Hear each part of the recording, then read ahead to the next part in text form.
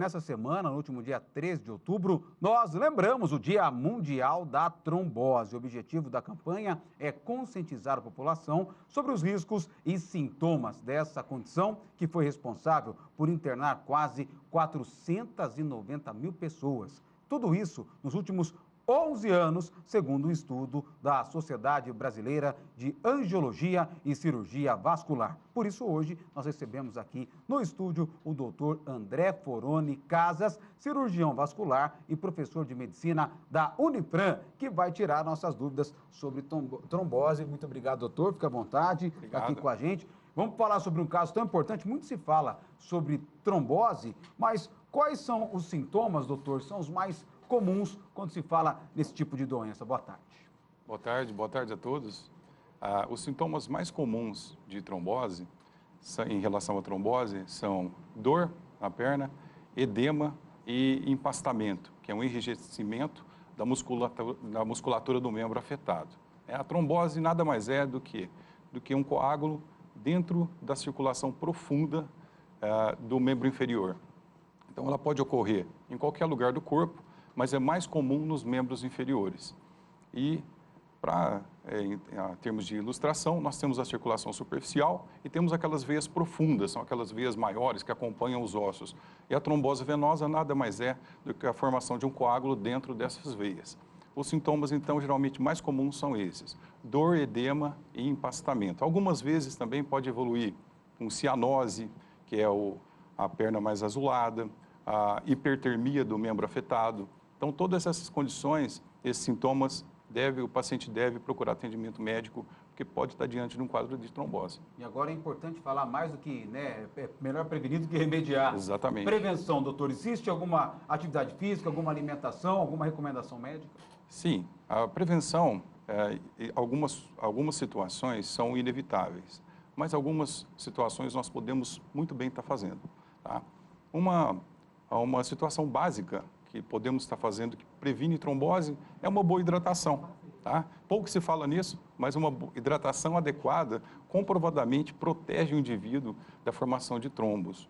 Outras situações também, sempre procure se movimentar, independente da sua área de atuação, do seu trabalho, movimente seu corpo, faça atividades físicas. Estudos mostraram que mesmo situações simples, como levantar durante o trabalho, movimentar-se melhor, mexer as pernas durante o trabalho com o movimento da panturrilha, comprovadamente também diminuíram os riscos da formação de trombos.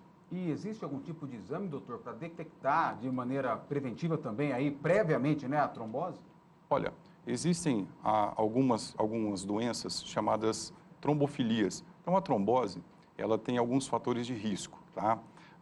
Existem a tríade de Virchow, que o Virchow foi quem deu o nome da tríade, e o Dia Mundial da Trombose, dia 13 de outubro, é em comemoração ao aniversário dele. E esse estudioso, ele identificou 3 situações em que o indivíduo fica mais propenso à trombose. São elas situações de estase venosa, de lesão endotelial e hipercoagulabilidade. Vou explicar rapidamente cada um. Estase venosa, situações assim: varizes dos membros inferiores, insuficiência cardíaca, obesidade, sedentarismo, a própria idade, com envelhecimento também, a nossa circulação fica mais lentificada. Isso propicia trombose. A segunda situação é a lesão endotelial. Então, traumas diretos nas veias, um acidente mesmo, uma cirurgia com lesão da veia ou presença de catéteres venosos por longo tempo para infusão de medicações, também estão relacionadas a maior chance de trombose. E, por último, a hipercoagulabilidade. Então, são doenças, existem as adquiridas e as hereditárias. As adquiridas são o quê? Uso de hormônios, tanto para contracepção ou para reposição hormonal. Também as neoplasias, a gravidez. Todas essas situações fazem com que o sangue fique mais hipercoagulável. E existem as trombofilias hereditárias. São doenças, como eu disse, que não se controlam. Então, você nasce com aquela chance de ter mais trombose, certo? Então, em relação a todos esses fatores de risco, tudo que se puder controlar é melhor. Se você tem varizes, por exemplo, procure um angiologista, vá tratá-las, cirurgia se for necessário. Você está evitando trombose no futuro. Evite, por exemplo, situações de muito tempo em pé ou sentado por muito tempo, imobilização prolongada. E algumas doenças podem ser detectadas através de exames, que são as trombofilias. Então, se faz testes genéticos para se ver essa propensão. Então, uma mulher que já tem na família um histórico e vá usar anticoncepcional, por favor, procure seu médico, angiologista ou ginecologista, para que se possa fazer esses exames e evitar a trombose em relação a esse risco. E é comum, doutor, ver, por exemplo, muitas pessoas que usam aquelas meias especiais. Sim. Essas meias são indicadas pelo próprio médico ou essa pessoa, né, que sente alguma dor, ela, claro, tem que procurar, lógico, um especialista, Isso. mas essas meias são vendidas assim livremente, são muito comuns até, né, doutor? Sim, algumas são vendidas livremente, é porque as meias, elas têm níveis diferentes de compressão. Algumas são prescritas apenas sob recomendação médica, algumas não. Mas é importante esse assunto. A meia comprovadamente diminui risco de trombose. E o indivíduo que tenha risco ou que trabalhe em alguma situação citada anteriormente ou que tenha varizes, procure um cirurgião vascular para que ele possa prescrever a meia adequada para cada caso. A meia é muito indicada, simples de usar e bastante protetiva em relação à trombose. E existe algum tipo de tratamento para quem está sofrendo com trombose? E a gente sabe, ouve falar também muito, né? Falar, olha, morreu porque o quadro evoluiu para uma trombose, alguma coisa assim, e a gente fica assustado, né, doutor? Muito. É uma causa comum de hospitalização, a trombose, até de óbitos, infelizmente. O tratamento da trombose, ele envolve essencialmente o uso de anticoagulantes. A imensa maioria das tromboses são tratadas de forma clínica, com medicações via oral.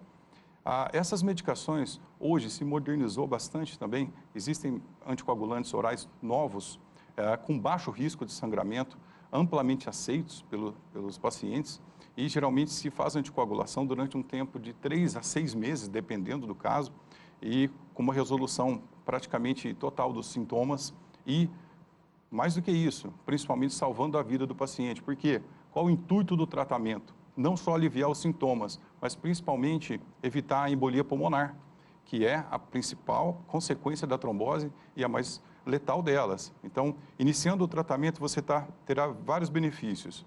E quanto mais cedo, melhor. Inicialmente, a melhora do sintoma no membro afetado. Vai evitar a embolia pulmonar. E as consequências futuras também das lesões na perna. Muita gente esquece, acha que tratando a trombose inicialmente não precisa mais usar meia. Mas sempre se deve também tratar um membro afetado, porque depois de uma trombose, pelas lesões valvulares causadas por ela, o paciente sempre fica com mais risco, dor crônica na perna, edema crônico, formação de feridas. Então, também o uso da meia cronicamente é interessante nesses pacientes. Só para encerrar, doutor, quem está vendo com a gente tem algum desses sintomas que o doutor citou, né? Ou o edema, ou as dores, deve procurar qual tipo de especialista para agendar e falar, olha, vou atrás de um clínico geral, vou atrás de um angiologista, qual que é a indicação, doutor? Isso, o angiologista ou o cirurgião vascular é o médico correto para estar tratando dessas patologias.